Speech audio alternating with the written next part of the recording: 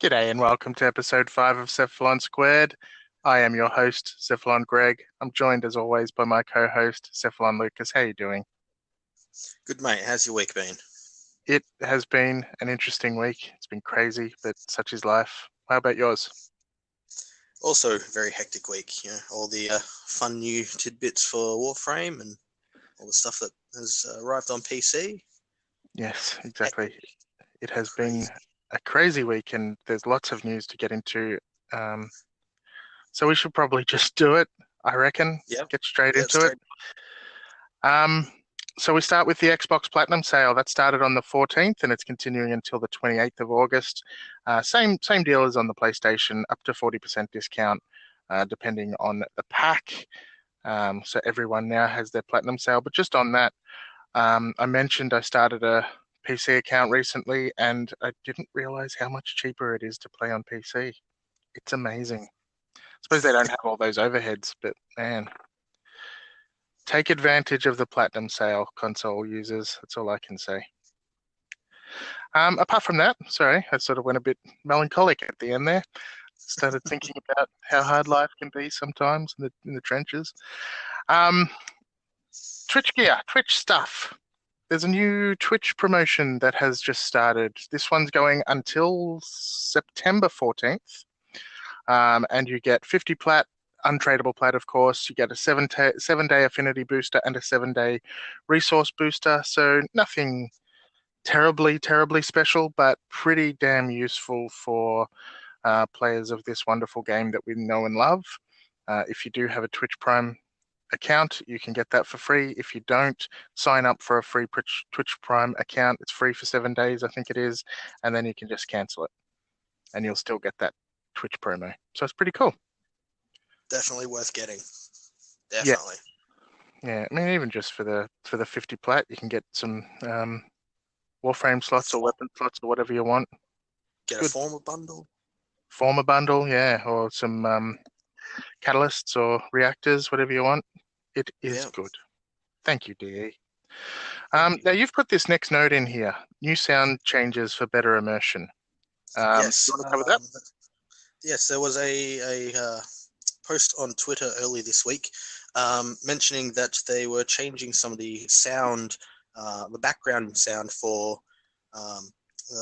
Warframe, where at the moment, they have it all playing on a single track, so there's not really much immersion. You hear gunfire and shouting in the background, and it's not really immersive. With this sound change, they're going to try and make it more 3D immersion. It's basically going to be running on individual tracks, so it'll have depth to it, which that's amazing. It's going to be good. Depth and direction and all that jazz. Yep, that's awesome. Yeah, that is good. Cool. And that was just something that was shared on Twitter. So not even part of the massive Devstream that we had this week. So always a good idea to keep an eye on Twitter. That was George Spanos, I think it was. Lastly, and very importantly, and this blew up during the week and everybody probably already knows about it, but Frame Fighter is now available on PC. If you didn't know about Frame Fighter, that is essentially a kind of like an arcade version of Street Fighter within Warframe using Warframes. So to my understanding, they've used every single Warframe. So there's 35 frames in the game. You only start with the first 3. So you start with Volt, Mag, or Excalibur, and then you need to search for little fragments throughout the solar map to find additional fighters, which is pretty cool. And if you've got the Prime in your inventory, it will apply the Prime armor. It will also apply your fashion frame. So it sounds pretty fun. It looks a little bit janky, but come on, they didn't make a fighting game. They just made a special little side game within the game. So people should just be happy with it and not expect it to be, competing against Street Fighter V anytime soon. But it wasn't just the only thing part of that update. So there were new amp parts that came. So some tier 4 amp parts, some new dojo decorations. So we were only talking about the dojo decorations last week, and here they are already in the game. And of course, Frame Fighter again. Yay, Frame Fighter. Sorry, that just made me really excited. So they put, if you didn't know, there were already arcade games in Warframe. There's one that's kind of a takeoff of R-Type or Gradius, which is called Wormius. It's a side-scrolling shooter. And there's another called Happy Zephyr, which is essentially a takeoff of Flappy Bird. And both of them are already in the game. So they've added an arcade machine to Cephalon Samaris's stock, and you can purchase that with Cephalon Samaris reputation and play all these arcade games on your ship. So that's a really cool addition. What do you think of the update? I know you're not on PC, but what's your Not on thoughts? PC, but just definitely been looking at it. Excited for Frame Fighter. Especially the fact that they've given us something new to search for.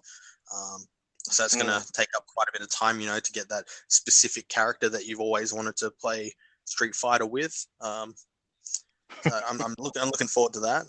The new amp parts, I haven't actually looked to see the stats behind the new amp parts, but I am excited to see more customization for the operator. And I'm always looking forwards to decorations. Decorations are IKEA frame. IKEA frame is definitely up in the rising. Yeah, definitely. So, I mean, it's actually a pretty good little update for the PC players. Hopefully, it's not too far away for us console players. We shall see. On the amp parts, I did watch a video made by iFlynn. Shout out to iFlynn. He has collected the tier 4 parts, and he ranked up his amp, and he tested it out and showed a few things. It looks pretty good. So one of the new amp parts basically makes it a full auto amp. And it has a secondary fire that's kind of like a shotgun blast. No, not really. It shoots one big powerful blast that travels slowly, so it's nothing like a shotgun blast. But it looks pretty cool. It looks different to everything that's already there. Like you were saying earlier when we were having a private discussion, Lucas. Private? Ooh. It's good to just have some variation, so that's cool. Yeah, Indeed. definitely. All right, now we need to continue because Devstream went over a whole bunch of different things. So if you're a new player and you haven't really paid attention to the dev streams and you wonder why people get excited by all of this, so the dev stream is something that Digital Extremes does every 2 weeks or thereabouts. They try to stick to a 2-week schedule where they get on Twitch. So they do it live in front of a live audience. Sounds like a 1990s TV show. So they do it live. And they basically talk about, things that have been brought up in the community, changes that are coming to the game, whether they're changes that are coming next week or changes that are coming down the track. And they're really constantly sharing. And that's what people love about the developers themselves and about the game. So that's why we really get excited about the dev stream. And this one was dev stream 115. So they've been doing it for years. Other devs need to probably take notice of what they're doing and follow suit because it works. Yes. Anyway, let's get into it. So the first thing they mentioned was you probably noticed on Saturday there was a Gift of the Lotus with a Riven mod. So this one was a shotgun Riven, and Rebecca Ford specifically mentioned that they will be looking to do Riven mods as part of the Gift of the Lotus more often. So the specific words she used were, "We'll do it every other week." But considering dev streams are every 2 weeks anyway, I assume she probably meant every 2 dev streams or so. So maybe once a month we'll see a Riven mod coming, which is pretty cool. Thoughts, Lucas? This is great. This is I think one of the things that's been needed to have addressed was the fact that Riven mods have become a staple to the game now. There's no denying that. And with this, it's given people more of a chance to acquire them other than just the random one that you can acquire. potentially from sorties. Yeah, exactly. If you've reached that part of the game. So another thing people might not be aware of is every 2 weeks after the dev stream finishes, we get those Gift of the Lotus alerts, and they're 24-hour alerts. One will always have either an Orokin Catalyst or reactor, and if there's another one, it will often be a Riven. So that's why we had that on the weekend. So you'll see that every 2 weeks. So if you know there's a dev stream coming up, keep in mind that there will be something, an alert that you definitely should do within the next 24 hours because it is always good stuff. The next thing that was mentioned was the Warframe soundtrack, including We All Live Together, the new song for Fortuna, will be going to streaming services soon, which is really, really cool. So that includes all the big ones, including Spotify and Apple and Google Music and all that jazz. So it will be on all of the streaming services very soon, and I'm looking forward to that. Yes, I think I'm going to be having myself a new ringtone. Not a bad idea. And that means we can all listen to We All Live Together constantly. We all listen together. Yeah. Next, they mentioned the For Fans by Fans fan forged merchandise. So we shared this on the Cephalon Squared Facebook page earlier this weekend. I think it was today. It could have been yesterday. I can't even remember. Basically, fans design t-shirt designs, things like that, and they end up on t-shirts that you can purchase. But not just t-shirts, you can get them on bags and cups and mouse pads and things like that. So some of these designs are really cool. Some of them are funny. Some of them just look amazing. I would recommend going to our Facebook page or the Warframe Facebook page, of course, it was shared there first, and looking for that link because some of the stuff there is really impressive. And the fans who designed them get a cut of the proceedings as well. So check that out. Did you see anything there that you're interested in? There was a few that interest me, so I think I'm going to have to empty my wallet a little bit just to get myself a brand new shiny shirt. Yeah, I still haven't bought the Barrow Keytar t-shirt from the last round about 6 months ago because that made me laugh so much. Everyone loves a bit of Barrow Katia. Okay, they're going to continue bringing Prime accessory packs because they were well received by the community. Excellent. So they should have been well received by the community because the community was the ones who damn well asked for it. So if the community didn't respond, then it wouldn't be very good of the community. So thank you, community. Deluxe Nezza. They showed off Deluxe Nezza in-game. Oh. And I've got to say, up until this week, I thought the artwork was beautiful, but I didn't think it was going to be something that I wanted. But now that I've seen it, I think I'm going to be a Nezza main real soon. What do you think of Deluxe Nezza, Lucas? Well, the fire on Nezza's hula hoop is an amazing addition. And legs. And legs, yes. The dragon on the dragon face on the back. Wow, that is exquisite. Super cool. Very well designed. Very, very well designed. I think I may have to get this deluxe skin as well.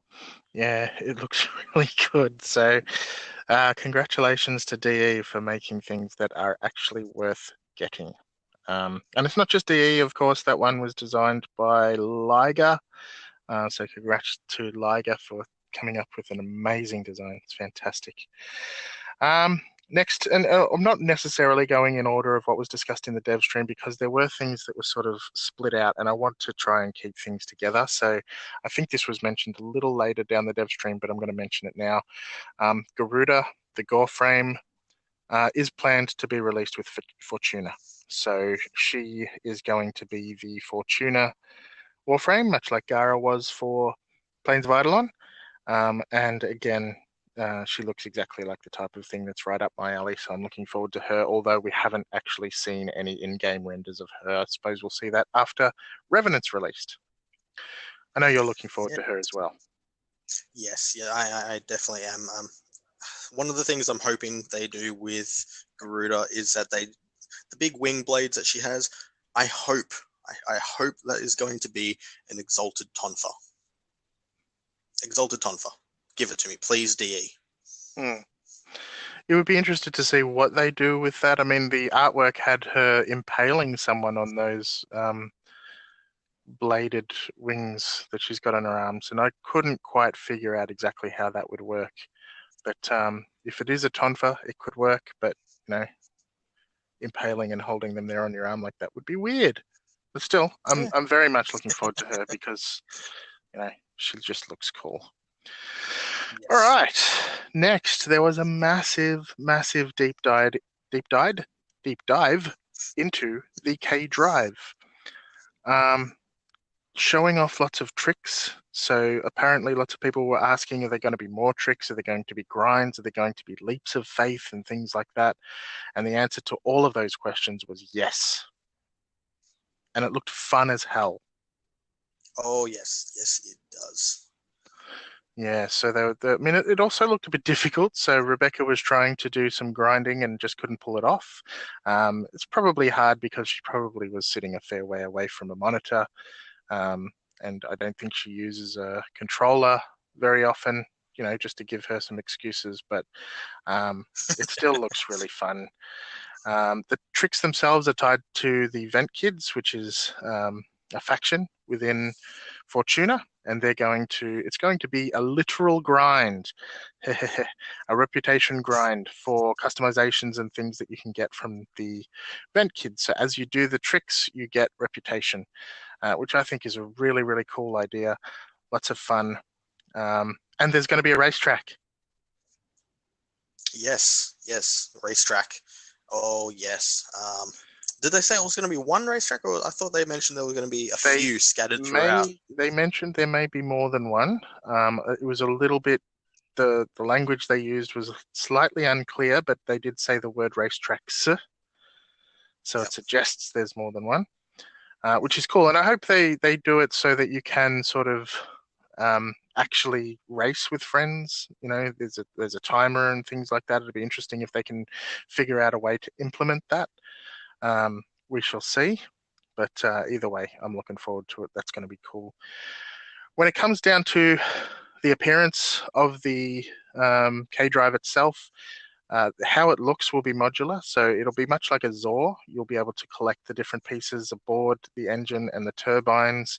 And really, the only effect that will have is on how your K drive looks. And apart from that, with regards to the functionality of the K drive, there will be mods. So much like the mods that we use on weapons and warframes at the moment, there will be mods that apply to characteristics like speed, handling, and combat openers, which was an interesting thing. I mean, I wonder how that would work. Hmm. So it's going to be interesting. Thinking maybe just like a kick flip into the enemy's face, jump off your board, and stun them and jump off your board. Yeah. Yeah, I mean, maybe, as you jump in and you do a trick into an attack, maybe you get, an increase to your crit chance or your stat chance or something like that as a result. It'd be interesting to see what they do. But yeah, I'd like to see how that exactly works. But I was talking to Lucas earlier today because I was playing Plains of Eidolon and I was running from place to place trying to go fishing and spear little critters with my fishing spear because Rivens hate me. And I was just thinking to myself about how much the K drive is going to change the game. It's going to be amazing. I look forward to it Yes, yeah, I very do too. much. This is going to be a lot of fun. Um, Mobility change up is definitely welcome. I mean, arc wings all good and handy when it comes to open maps on Warframe, but I think something fast paced, land based is definitely something that's required. Exactly. It's not a radical skateboard, Arkwing. Radical skateboards are radical skateboards. Anyway, from there, so that was all of the K drive stuff. The next thing they discussed is something that's a little bit contentious in among the community since it was announced. So they're going to be changing the way the login rewards work. So if you know how it works now, you log in every day and you get some sort of reward. Every 50 days, you get a special reward. So usually the 50th day is going to be like a booster pack. and the 100th day is going to be is generally a special weapon that you can only get through that login reward system. So the way they've got it now with the new system is that every 50 days, so every milestone, you'll be able to choose your reward from, a multiple choice. So you might have 3 separate weapons that you could choose from, rather than just being given one at 50 days, another one at 200 days, another one at 500 days. So that the reason that's contentious is because it was a way for long-term players to show that they were, I guess, kind of special. And dedicated to the game. And dedicated to the game. So that's why there's a lot of people that are upset that they want to make this change. It doesn't necessarily mean it's going to make, because DE does listen to the community, so they may listen to this feedback and go, okay, we didn't expect people to respond that way, so let's change the way we do it. And if they do that, I respect that. The other thing that people were disappointed with was the fact that there was a potential to be able to choose from the same thing more than once, so that you could actually take it and sell it in the market for platinum. So that way, anyone, even in their first week of the game, could have access to something that currently only people who have played for 300 days, for example, have access to. And that's why there's a lot of people that are a bit upset about it. I'm not sure how I feel about it personally, because I only have 325, I think, days in the game. So I'm not one of those people that has put the time in and collected something at 500 days that a lot of people haven't done. What about yourself, Lucas? You're almost at 500 days.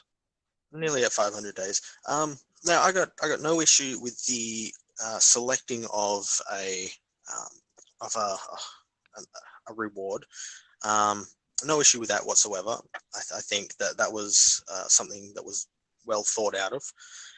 My problem is the trading, being able to trade those items. Because currently, you look at the game, you have something like, I think it was Prime Vigor, for instance. You can only get Prime Vigor for reaching the 400-day login reward. Was it 450?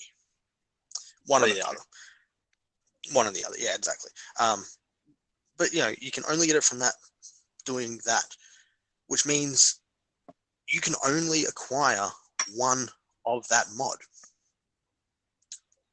You don't want to trade those mods away because you can't get another one. And I think they should keep it that way. You can't get a second Zenistar. You can't get a second Azima. I think having the capability to trade login rewards is a mistake. Yeah, I think the same. And even being able to choose something may be a mistake. It really depends on how they implement it. For example, if things that are only available from early in the current system, like the Azima, which I think is at 100 days, maybe if you can choose that and another kind of thing that and then once you get to 200 days, for example, you get some other choices. I don't know how they're going to do it, but so what you're saying is you want them to do tiered choices. Tiered choices, yeah. Rather than giving you the option right from the start, because I can understand those people who have played for 500 days and just being given I can't even remember what it is you get at 500 days. Sigma and Octantis? No, that's 700 days. 600. 600. 600. But yeah, it's either way, regardless of where it is, it's a lot of days. And if I've put that much time in, I don't want someone who's just sort of started as a result of, maybe someone who starts as a result of Fortuna, and in 6 months' time, they can get something that I put 3 years into to get. Yeah. I think I'd be upset about that. I can understand where they're coming from. So we'll see where they go. They did say that it's not final. And I do think they will listen to the community. So I think we haven't heard the last of that.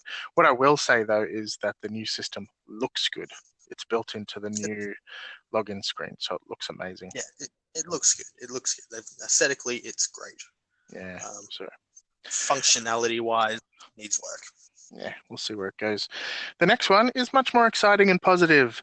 The Revenant, the next Warframe in the video game Warframe, is coming very soon. In fact, probably this week on PC. So hooray for PC players. Boo, sad face, solitary tear for console players, but we'll get him soon enough. He will have a small quest that will kick off with Nakak in the Plains of Eidolon. So the little kid in Plains who sells masks. So you go up to her, I believe it's a her, and you will find she has something different there that will kick off the quest, The Mask of the Revenant, which Lucas thinks is an awesome name. It's an amazing name. Absolutely fucking amazing. Yes, I it just I sounds just feel I just feel like it ties in with like a Legend of Zelda title. Like it feels like it's just a Legend of Zelda title. yeah, it sounds more fantasy oriented. It sounds really cool.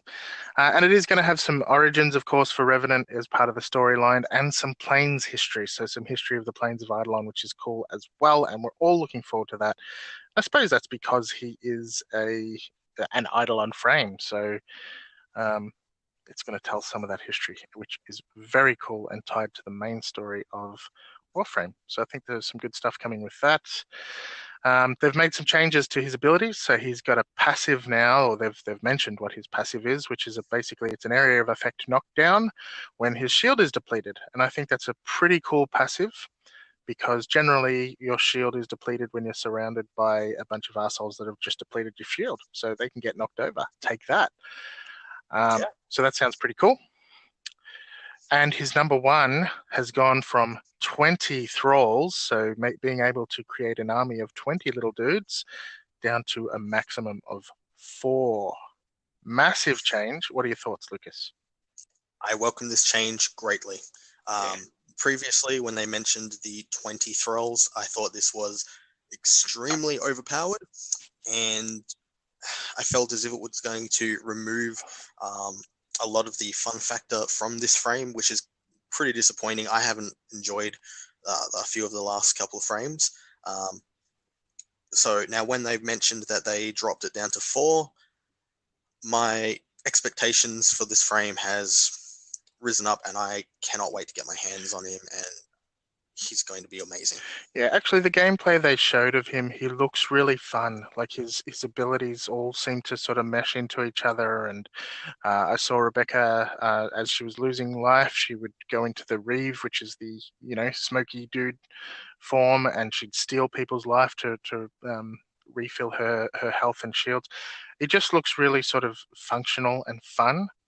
And So very that involved. It's a very involved play style. Yeah, exactly. So now when you kill your thralls using your number 4 ability, they will give you an overshield, which is really cool.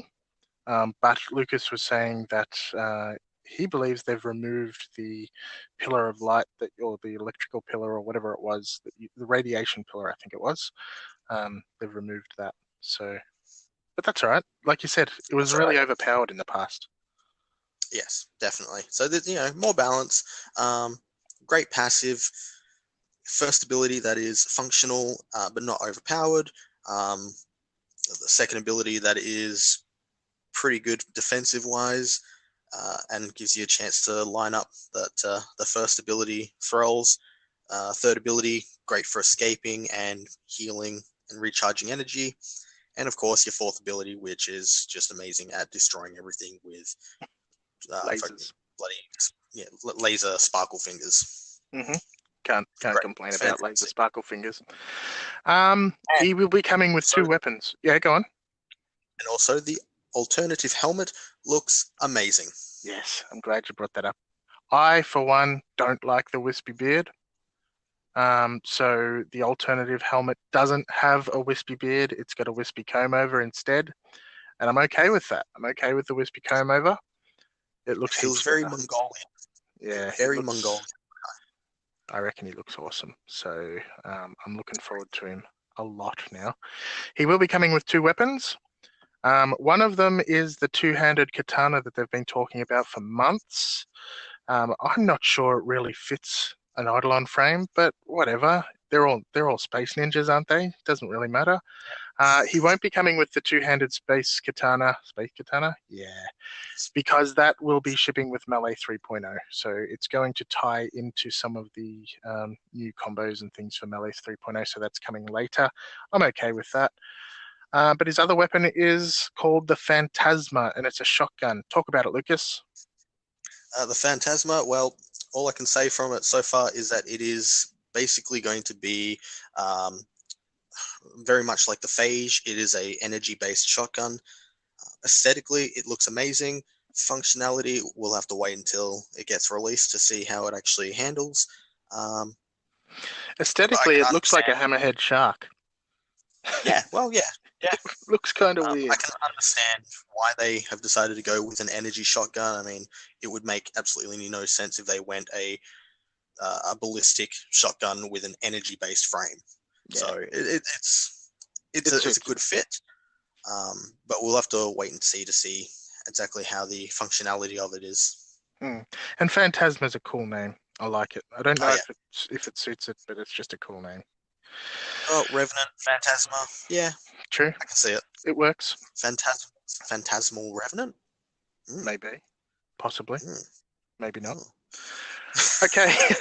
They also showed off a little bit more of Melee 3.0. So the effects guys have been working, and essentially what they're doing is they're going to add elemental effects for elemental attacks. So if you've got a cold element on your weapon, when you take a swing with it, it will leave behind frosty, icy air. Or if you've got blast, when you smash your hammer down on the ground, it will make a blasty, sparkly explosion. And it looks really cool. It looks friggin' amazing. I can't wait for it. Thoughts, Lucas?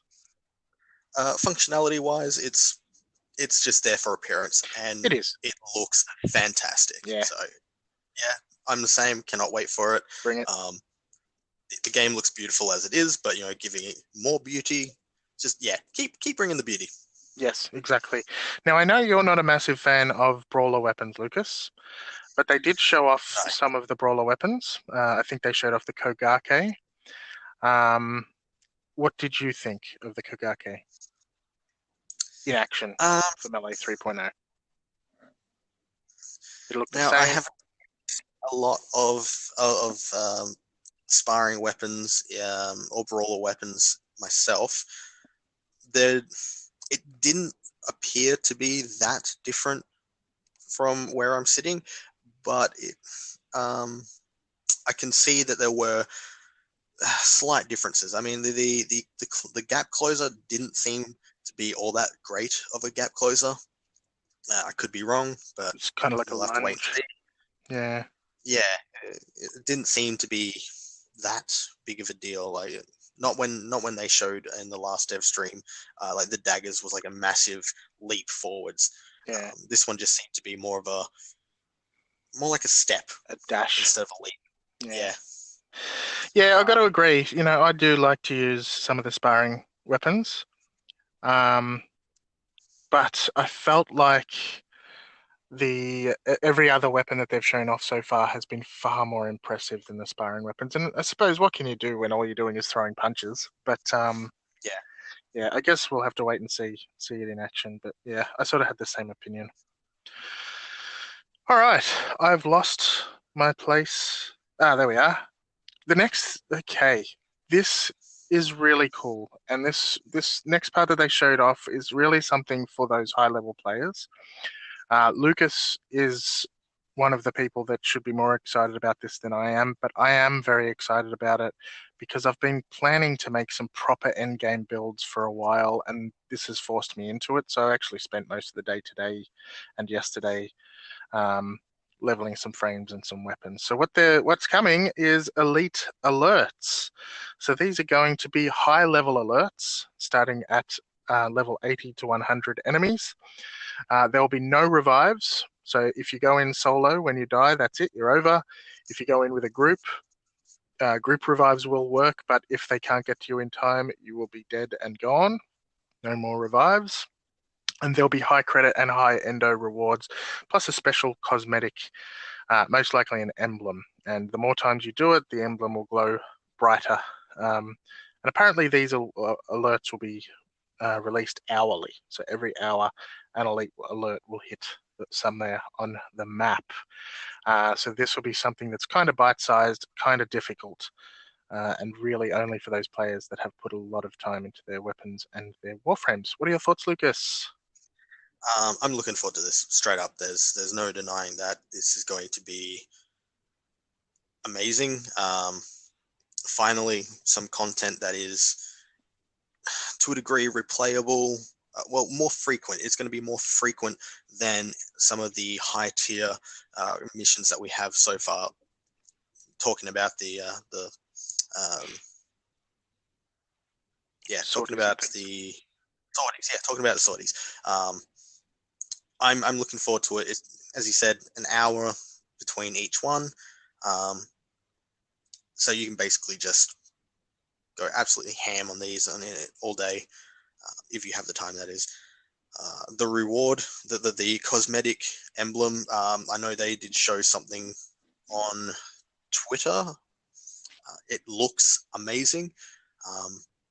I'm not sure how the brightness is going to work. They did say that it was similar to the Sindana you get through Conclave, but that Sindana you get through Conclave is only a weekly brightness, so it will go glow brighter if you complete all the required things within a week. Next week it will be dull again.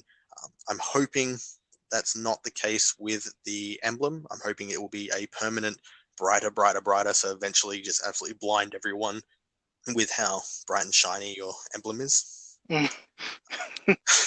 It will be interesting to see how it works. It'll be interesting to see how it's received by the higher level players. Is that special cosmetic enough? But again, it's early days and they're still sort of thinking out the rewards. So I think it's going to be cool just to have a bit of a challenge. Because yes, even the sorties for the most part are pretty easy. It actually provides some end game. Is it really end game? I'm not sure that it is. It's just something to do. I wouldn't really say it's going to be end game. I'd say it's going to be more of an activity, a step, no, more of a taste of what endurance runs are actually like. Yeah, exactly, for the longer term stuff. All right, Yeah. so that is something to be excited about. While they were talking about elite alerts, there were some dudes in there that were popping up that they had to explain because they were slightly different to the norm. And essentially, these were guys that are going to be showing up in the upcoming Relay rebuilding event. So they didn't mention exactly when it's coming, but it sounds like it's not going to be too far away. And the way they described it is it'll kind of be like a junction task. So there'll be a list of things that people need to achieve together. Not necessarily in a group, but basically, you need to go and collect a certain amount. Probably each individual will have to collect a certain amount of resources, and it will all build together towards rebuilding the relay. So the exciting thing that they did say is that there will be some story with it. It's not just going to be a relay rebuilding event. There's going to be some story. It's going to have some background on the Steel Meridian, which is cool. Looking forward to that.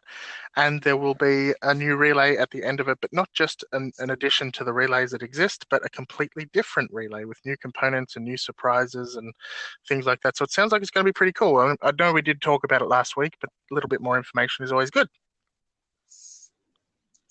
Lucas? Now looking at this, especially the fact that they've mentioned specifically that it will tie into a bit of the background story of the Steel Meridian, it got me thinking whether or not this new fancy relay that we're getting, is it going to be basically a Steel Meridian focused relay?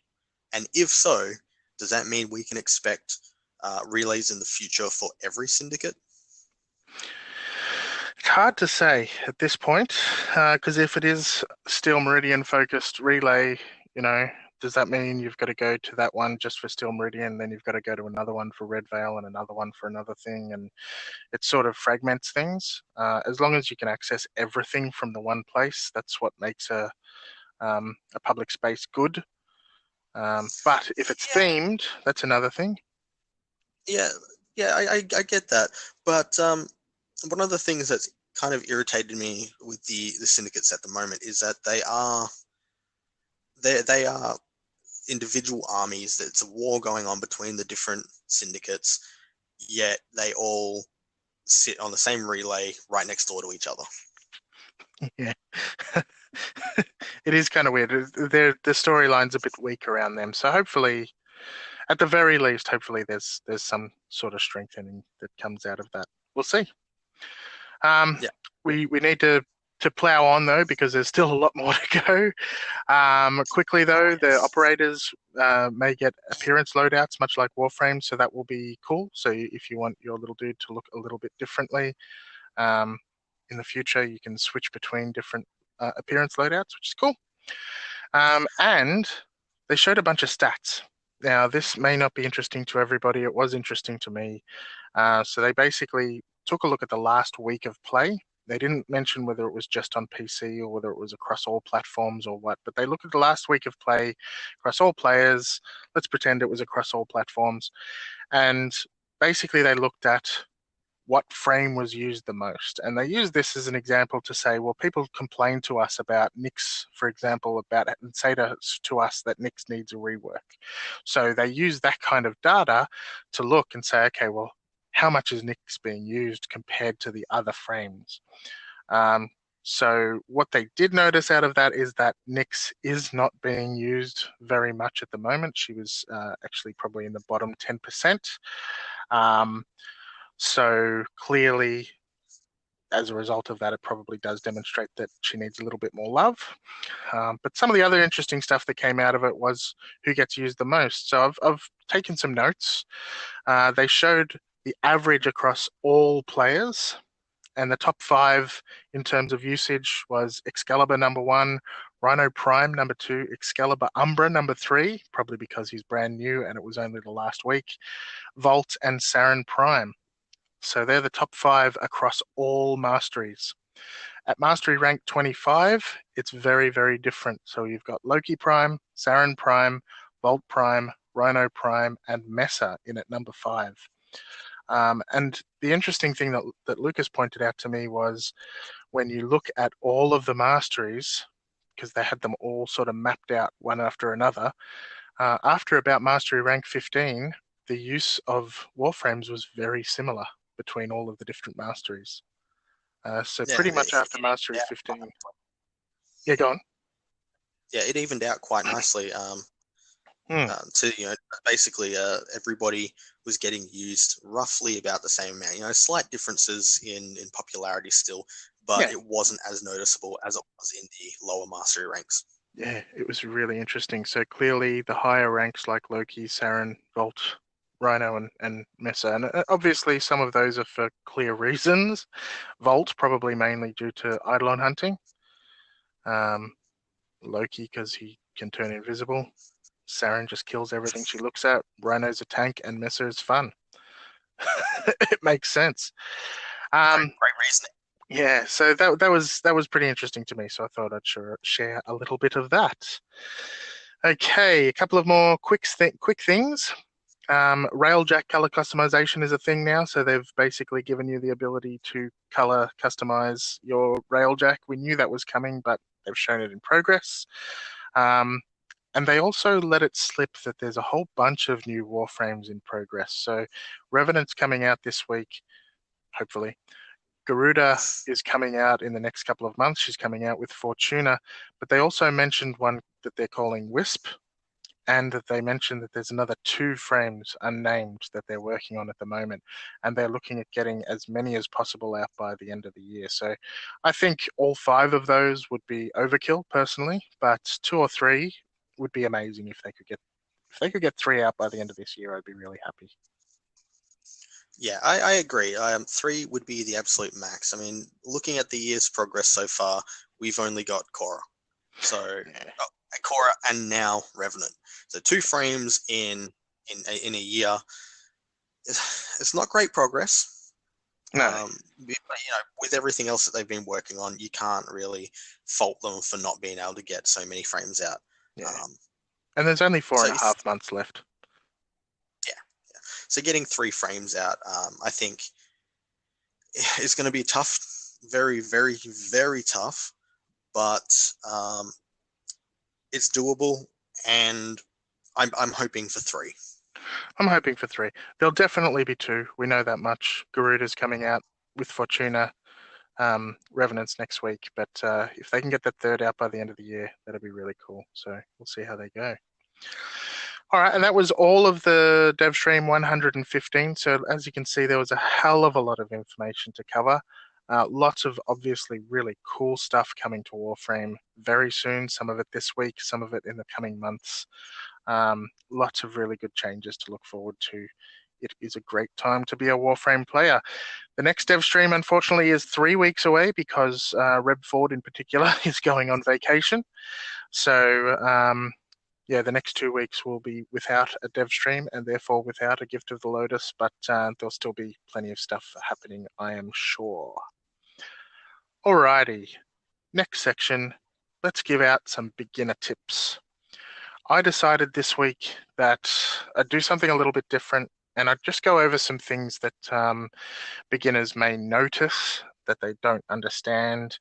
And I wanted to have a little bit of a focus on Framefighter. So with Framefighter now coming out on PC, I wanted to have a look at some of the secrets and things that are in the game. Some of those little unexplained things that people search for and that new players might see and think, what the hell is that? So in particular, there are the arcades, of course. So I mentioned that. There's Framefighter now. There's Wormius and there's Flappy Bird. Oh, sorry. Happy Zephyr. It is Flappy Bird, but it's with Zephyr. Now, Happy Zephyr and Wormius have been out for a few years now. Wormius you can access if you have Worm, the Sentinel. If you have him and you go to your appearance tab in your arsenal, up the top where you've got A, B, and C, the different appearance loadouts, there will be a W as well. If you choose W, it will load up the Wormius minigame. For Happy Zephyr, it's the same thing, but with Zephyr. So if you've got the Zephyr Warframe, you go to her appearance tab and you go to the Z, or the Z for our American friends.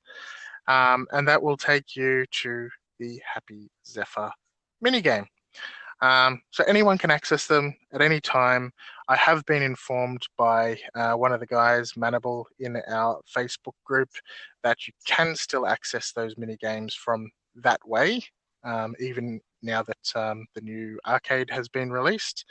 But yeah, so anyone can access them, but you can also purchase them now from Cephalon Samaris and add them to your arcade that you'll be able to put on your ship, which is super cool. So those are the arcades.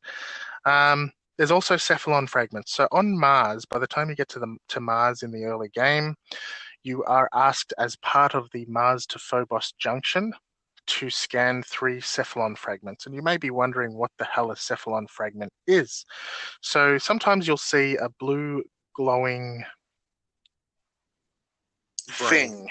What was that? How did you... Brain? Yeah, a blue glowing brain circular sphere thing as you're jumping about your map. That is a Cephalon fragment. When you get close to it and you look at it, it will actually say Cephalon fragment. So what you need to do is run up to that, whip out your scanner, and scan it. And that will give you 1 fragment or a Cephalon fragment. And essentially what that is a piece of data. And when you collect a certain amount of those pieces of data, you will unlock a little bit of lore. So you unlock an image in the codex, and when you look at that image, it can give you a little bit of background on the story. There's a hell of a lot of those fragments to collect. They are everywhere. They're on absolutely every map. The way they do them on the Plains of Eidolon is a little bit different. You can collect drops from certain enemies. So the ghouls, for example, when you kill certain ghouls, they'll drop something and it will act much like the Cephalon fragment, but you don't have to scan it. So these things are absolutely everywhere. The thing that I like about these is, for example, if you look at the game Destiny, Destiny has dead ghosts that are hidden around everywhere, but you know where they are. So you can look up on the internet where to find all of the fragments, and you search for them, and an hour later you're done. With Cephalon fragments, you have no idea where they are because Warframe is procedurally generated. So you just come across them, and you'll find that people will mark them on your map to share with other people that they've found a cephalon fragment. It's a really good little community, and I recommend that you do that for other people when you're playing as well. Later in the game, you'll also see some pink glowing things on the map. These are called mandicord fragments. It's the same kind of thing, but it actually unlocks the music. So when you're later in the game, you get an extra room on your ship. That's not really a spoiler, but you get an extra room, and within that room, you have kind of like a jukebox, and you can unlock music when you find the mandicord fragments. So whenever you see those pink ones as well, highlight them on your map. There are plenty of other things. So you've probably by now found Ayatan statues as you're running around. So there can be statues hidden on the maps. Everybody likes to find those because you can get more endo by finding those little dealies. There are special chests. They're kind of gold and glowy. And when you open those up, they can have special things. Sometimes they'll have a former. Sometimes they'll have affinity boosters. They're pretty rare. But yeah, they can get you some extra bits and pieces when you pop them open. Apart from that, there's two other things that are very, very, very special, very different. One of them is called the 1,000-Year Fish, and these are kind of little fish statues that you find on the plains of Eidolon. And it's similar to the cephalon fragments. These ones are located in specific places. And you go there, you scan those, it gives you a little bit of information about the plains of Eidolon. And the last one is something called Curia. Now, these are harder to find. They're basically little cat statues. And there's, I don't know, there's something like 8 of them or something to find. And they're much harder to find because they are located in specific places on specific tiles. So if you know which tile to look for, you'll know where to find it. So there's one on Mars near the point that you leave the map. What do you call that point? The exit point. Yeah, the exit point. That's the one that pretty much everyone knows. When you jump down there, hidden in the rocks over to the right, there's a little courier statue. And basically what that is there used to be a cat in the game. So in the older version of the game, there used to be a little cat toy that the devs hid on different maps. And over the game's development, that cat sort of shrunk down into this little statue, and they hid them, and they're basically little Easter eggs that you can find within the game. So there's a bunch of little things that you can find. Probably most important for newer players are those cephalon fragments because you need to scan them and you need to find them. But there's a whole bunch of things that you can find throughout the game. Plus, you can scan individual enemies, individual components. There are thousands upon thousands of things that can be scanned and found in this game to give you more background into the story. Anything you wanted to add there, Lucas? Just with the cephalon fragments, once you've collected a full batch, that actually unlocks one of the illustrative pictures. You can run your cursor along the image itself, and you'll find that there's a little bit of static appears every now and again. If you hit the right point, then basically you'll get a deeper look into some of the lore behind Warframe. It's just an interesting thing to look out for when you pick up those cephalon shards. Yeah, and keep in mind there's something like 100 or something of those images. So as you're unlocking them, you go into your codex, you have a look at those images, and you move your cursor over the image. Probably a lot of people don't actually know about that to find out more information about the lore. So that's really super cool. There's just so much hidden within Warframe that nobody tells you about.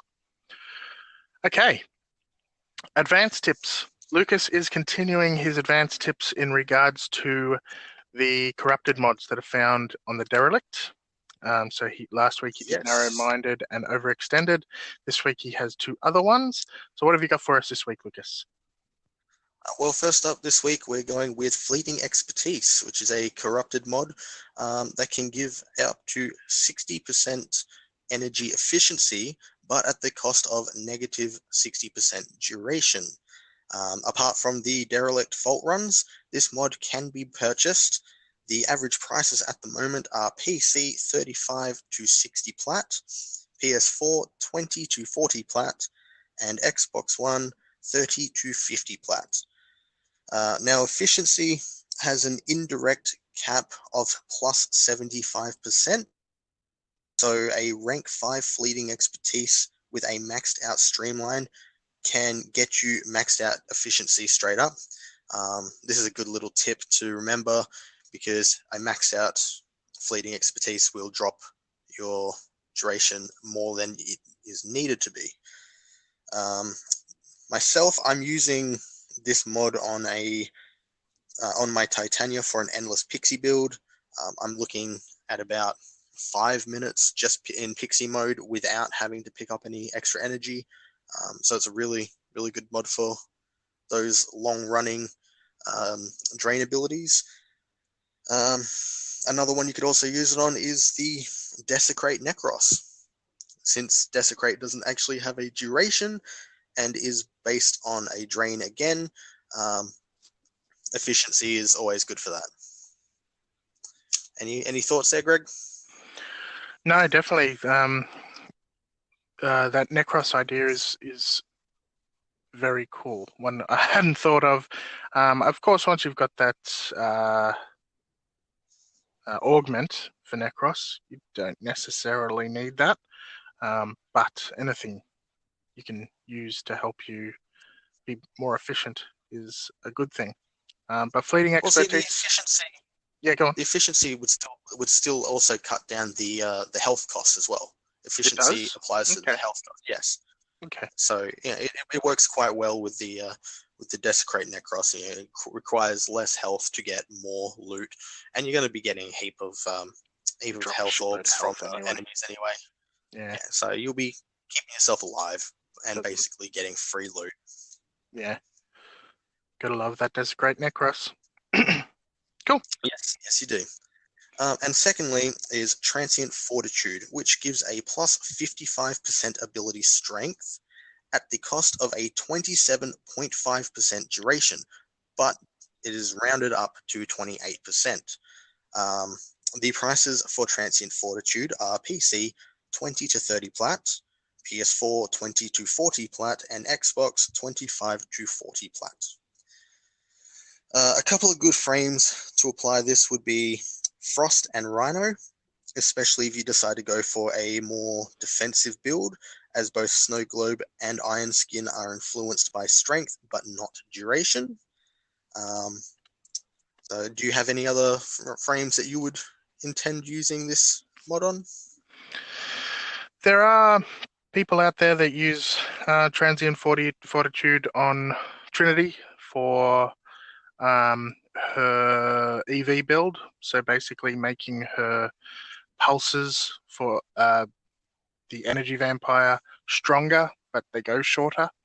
The issue with that is you need to make them as strong as possible. Because if they're going for a shorter duration, you need them to be able to basically pretty much fill up your energy with one pulse.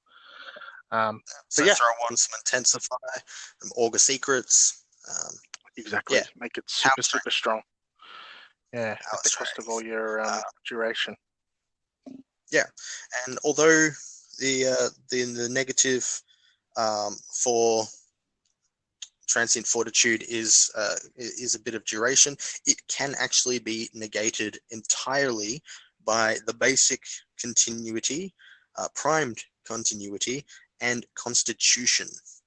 So you can cancel out that negative effect altogether with any one of those three. Wow. Okay, that's interesting to know. Yeah, and that has been the advanced tip. Thank you for Short your and sweet. research. Yeah, it was a bit shorter this week, but it's very helpful because you've uncovered some little tips that I didn't know. I didn't know you could cancel out that negative duration. That's cool. Yeah. Thank you, Lucas. Alrighty, so a couple of community call-outs. This week we're welcoming someone to the team. So we are welcoming Cephalon Lars.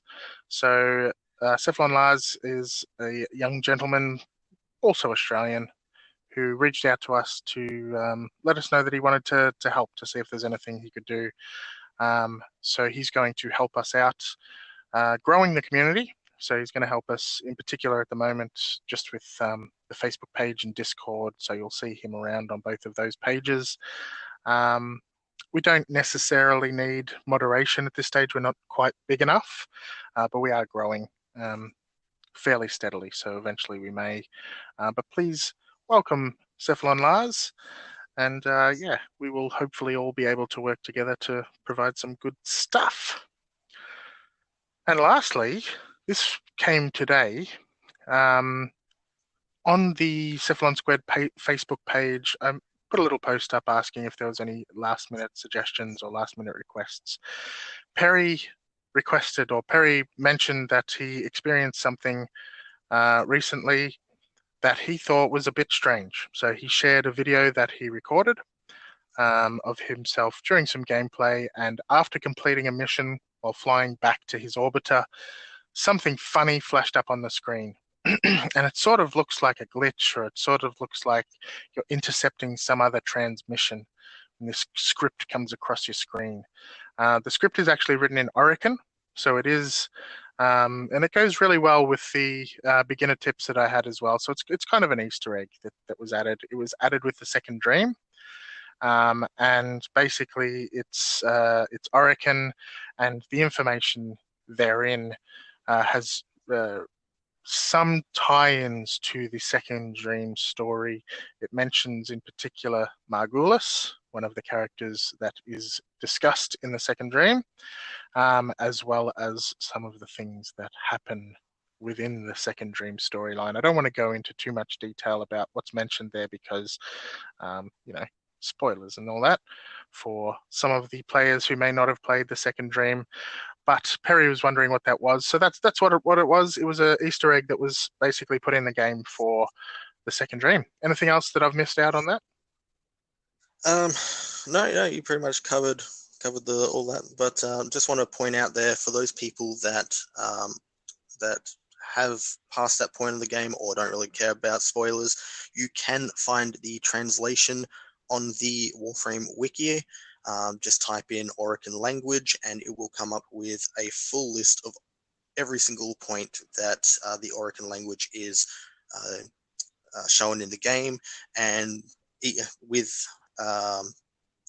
translations for all the scripture. And it also has a little bit of a background on how to actually learn to read the scripture yourself. This also applies to the Grenier language and the Corpus language. Interesting. That is good to know. Thank you, Lucas. All right, so that is the end of Cephalon Squared episode 5. We hope it's been entertaining for you.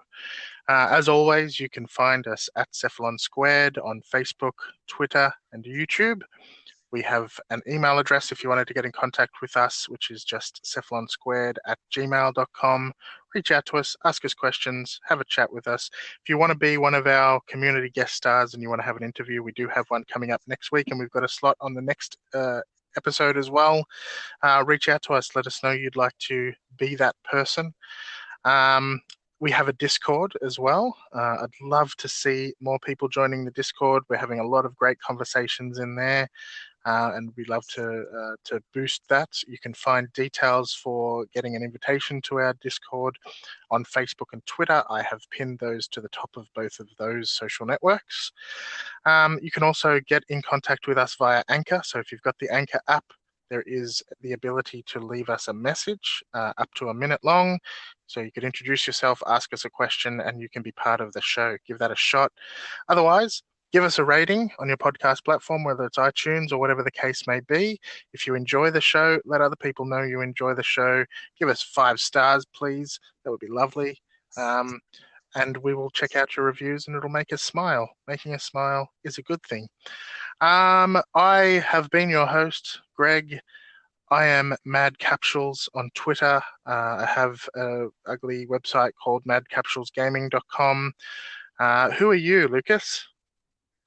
I am Lucas. You can find me also on Twitter at Silverlight, SILVRLGHT. Thank you very much for listening. It's been up. We're loving the community, loving what the community has to say, and yeah, Yeah, having good laughs with those that join the Discord exactly. at Greg's expense. Yes, they had a bit of a laugh at me today, but that's life. That's what it's all about. So yes, let's keep growing. Share, join in the fun, and of course, thank you to Jan, disco_box for the awesome intro and outro. Have to thank him because he does a good job. Thanks for listening to Cephalon Squared, and we'll see you same time next week. Peace. We're out of here. Bye.